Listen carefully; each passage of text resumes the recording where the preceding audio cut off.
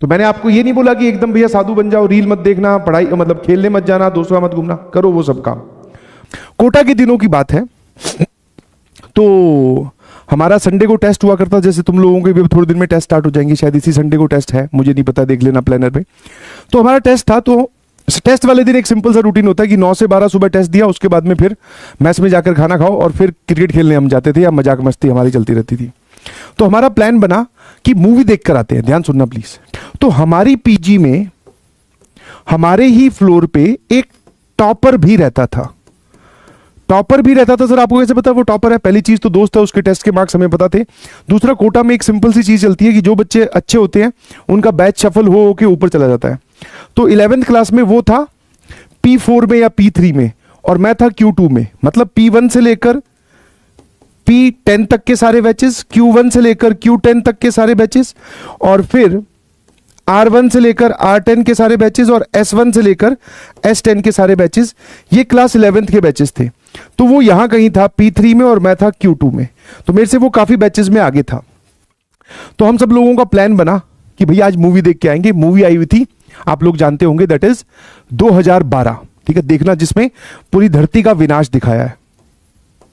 ये बात मैं हर साल ये इंसिडेंट शेयर करता हूं, बिकॉज ये इंसिडेंट मेरी लाइफ में, मेरी जेई जर्नी में एक, बोलते ना, मूवमेंट चेंजर या गेम चेंजर डिसाइड हुआ।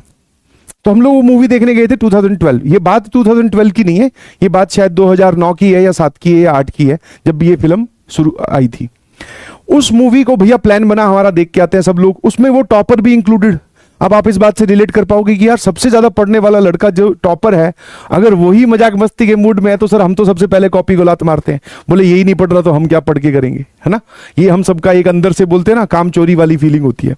तो जैसे ही उसने हाँ भरी, भाई साहब पीजी के हमारे जितने भी उस फ्लोर पे लड़के थे, हम सारे तैयार, 5-7 लोग तैयार हो गए, बोले आज मूवी देख के आएंगे भाई, ठीक है, हाँ है ना। फिर हमने ऑटो बुक किया, है ना, क्योंकि उस टाइम पे सिनेमा हॉल काफ़ी दूर हुआ करता था, ऑटो वाले बहुत पैसे लेते थे।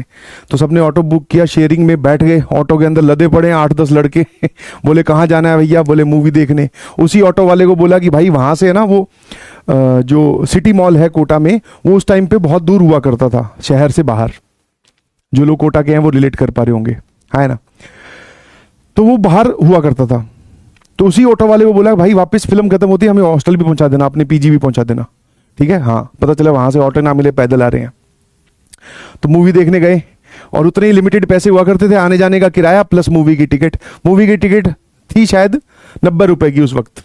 हमने मूवी देखी, सब लोग एक ही रो में बैठे हैं, भाई साहब मजे ले रहे हैं, अपने आप को पूरा एकदम पढ़ाई से कट कर लिया, अब थोड़ी देर एंजॉय करेंगे, दिमाग खाली रख के एंजॉय करना चाहिए, ज्यादा अच्छे से एंजॉय होता है ना, है ना। तो हम सारे पहुंच गए, और मूवी बड़ी खतरनाक उस टाइम की, अगर आप बोलो ना VFX और ये सब डाल के, बहुत खतरनाक मूवी बनाई थी, जिसमें शहर के शहर तबाह हो रहे हैं, पानी में बह जा रहे हैं, ठीक है, और पता नहीं बहुत जोरदार फिल्म थी। तो वो हमने मूवी देखी, और इतनी खतरनाक थी कि वो जैसे होता ना कि आप सीट पे रिलैक्स होकर मूवी देखते हो, नहीं भी, हम आगे होके देख रहे थे, पहली बार ये सब चीजें देख रहे थे भाई साहब, और मन ही मन में आपस में अपनी बुद्धि की बातें कर रहे हैं कि इन्होंने यार कौन सा शहर डुबाया होगा। चलो ये तो ठीक है, उसमें इंडिया में सिर्फ हिमालय वाले पार्ट में पानी आता हुआ दिखा है, मैं कहा अपने बच गए, अपने तो राजस्थान में है ऐसे नहीं पता कि वो मूवी है, एक्चुअल में ऐसा कुछ नहीं हुआ। और उसमें ये भी बताया था कि 2012 में दुनिया तबाह हो जाएगी। तो हम लोग भैया पढ़ाई छोड़ चुके, मैं यार 2012 में जब दुनिया ही तबाह हो जाएगी तो अपने पढ़ के कर क्या रहे हैं, ये नहीं समझ में आ रहा। मतलब काफी रिलेवेंट डिस्कशन, जिसको आप बोल सकते हैं कि जो सेम ऑरा के जो लोग होते हैं वो क्या डिस्कस कर सकते हैं, हम वही डिस्कस कर रहे थे। मूवी खत्म हुई, वापस हॉस्टल जाने की बारी आई, है ना। तो वापस उसी ऑटो वाले को, वो भैया वहीं बैठे थे, उनको लिया, हम आ गए अपने पीजी में।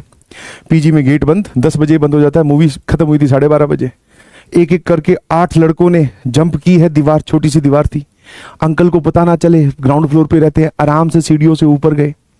ऊपर जाने के बाद में किसी ने भी अपने रूम का लॉक नहीं खोला, सब लोग बाहर, जो पीजी में बाहर इस तरफ बालकनी होती है, यहां सबके कमरे थे, ऐसे करके यहां बालकनी में इकट्ठे हो गए। पोस्ट मूवी डिस्कशन भी तो है, वो भी तो करना है, जिसको अपने बोलते बकैती है ना। आज तो सारा ही टेस्ट दे के आए हैं सुबह सुबह, और टेस्ट सुबह सुबह दे के आए हैं, तो भाई आज वाला दिन की तो पढ़ाई हुई है, कल से पढ़ाई के बारे में सोचेंगे। अब पहले यहाँ पे थोड़ी देर बैठ के आराम से बातें बातें करते हैं, फिर सो जाएंगे, ठीक है। तो जब ये डिस्कशन चल रहा था, पोस्ट मूवी डिस्कशन, इसमें हम 8 लड़के गए थे, 8 में से 8 प्रेजेंट नहीं थे, 7 प्रेजेंट थे। 15-20 मिनट जब ये डिस्कशन चला तो उसके बाद में हमें ये एहसास हुआ कि वो जो टॉपर भैया हमारे साथ गए थे वो इस मंडली में, इस डिस्कशन में नहीं है ना, वो इस मंडली में और इस डिस्कशन में नहीं है। हमने सोचा बाथरूम गया होगा। फिर देखा तो लाइन से, यहां पे लाइन से कमरे हैं, एक कमरा इधर, एक इधर, एक इधर, एक इधर, ऐसे करके, तो सबकी लाइट ऑफ, एक की लाइट जल रही थी ऊपर से, वो जो होता है ना जिसको आप बोलते हो क्या, रोशनदान या फिर जंगला जो भी होता है, उससे उसके अंदर की कमरे की लाइट जल रही थी। भाई साहब आज तो टॉपर ने मूवी देखने में हाँ भरी हुई थी, सब उसके रूम पे खड़खड़ा रहे हैं, बोले भाई ये क्या तरीका है, पढ़ के हो रहा है, क्या कर रहा है। तो उसका गेट खुला ही था, बस थोड़ा सा खुला तो खुल गया गेट। अब ये था टर्निंग पॉइंट, ध्यान सुनिएगा प्लीज। मैंने देखा कि वो इंसान आते ही अपने स्टडी टेबल पे बैठा था और हम सब लोग क्या कर रहे थे, हम मूवी वो भी देख के आया, मूवी हम भी देख के आए, ठीक है। पेपर के बाद में टाइम पास उसने भी किया, पेपर के बाद में टाइम पास हमने भी किया। अब एटीट्यूड का डिफरेंस कहां आ जाता है, ये सीखने वाली बात है। तो वो देखा भाई, वो अपनी स्टडी टेबल पे बैठा था, सॉल्व कर रहा था डीपीपी। मैंने कहा ये क्या कर रहा है, कल कर लेना भाई, सभी अभी अब बात कर रहे हैं। तो बोला कि यार जब हमारा संडे को टेस्ट था ना, तो बोले फ्राइडे और सैटरडे को मैं रिवीजन करने में बिजी था टेस्ट की, तो मेरी डीपीपी जो है वो मिस हो गई और कुछ क्लास का होमवर्क भी रह गया था। अब वो कल सब्जेक्ट की क्लास फिर से है, तो उससे पहले वो होमवर्क मुझे कंप्लीट करना है। मैं अपनी क्लास में बिना होमवर्क करे नहीं जाता, या नहीं जा, मतलब ये उसने अपना एटीट्यूड शो किया। मैंने कहा अब आजा बात कर लेते हैं। बोले नहीं अब मूवी देख तो लिए, उसके बाद में टाइम पास करने का क्या फायदा है। बोले आप लोग कर लो, मैं तो ये होमवर्क करूंगा। तो भाई साहब उसकी वो बात सुनकर मुझे समझ में आया कि what is called as zone switching. जिस जोन में आप हो, जिसमें आप एंटर करें, आपने मूवी देख के आना है, दोस्तों के साथ मजाक मस्ती करनी है, घूम के आना है, या जो भी है, वो टाइम पीरियड आपने अपने आप को असाइन किया, वो जैसे ही खत्म हो अब उसके बाद में पढ़ाई करने बैठ जाओ, जो कि आसान टास्क नहीं है, क्योंकि जोन स्विच करना सबसे डिफिकल्ट टास्क है। क्योंकि एक बार हम मजाक मस्ती के जोन में चले जाएं तो उसके बाद में गिल्ट महसूस जब तक नहीं होता तब तक हम वहीं पर डले रहते हैं, बोले चलो ठीक है कल देख लेंगे। समझे कि नहीं समझे? तो उससे भाई साहब तुरंत सीख ली, तुरंत अपने ने यहां से डिस्कशन में से पार्टिसिपेशन कट किया। 2-4 लड़के यहां खड़े थे, कुछ 2-4 अपने अपने रूम में जाकर कुछ सो गए, कुछ पढ़ने लग गए। अपने ने वहां से सीखा कि भैया कि जो भी टास्क आपको दिया गया है वो आपकी सबसे पहली प्रायोरिटी है। अगर उस काम को करने की जगह आप कोई और काम में अपना टाइम इन्वेस्ट करते हो तो फिर आपको एक्स्ट्रा जगह से टाइम निकालकर पढ़ाई को देना पड़ेगा। This is called as toppers attitude. समझे? इसी को ही टॉपर्स एटीट्यूड बोलते हैं। क्या मेरी बात समझ में आ गई? तो मैंने आपको ये नहीं बोला कि एकदम भैया साधु बन जाओ, रील मत देखना, पढ़ाई मतलब खेलने मत जाना, दोस्तों मत घूमना, करो वो सब काम, बट पैरेलल में दिमाग में एक विंडो हमेशा ओपन रहनी चाहिए कि मेरा सबसे इंपॉर्टेंट टास्क है पढ़ाई, और उसके साथ कॉम्प्रोमाइज नहीं करूंगा। बाकी अगर मैं कुछ टाइम मेरे पास बचता है तो मैं वो उन सब चीजों में निकाल सकता हूं।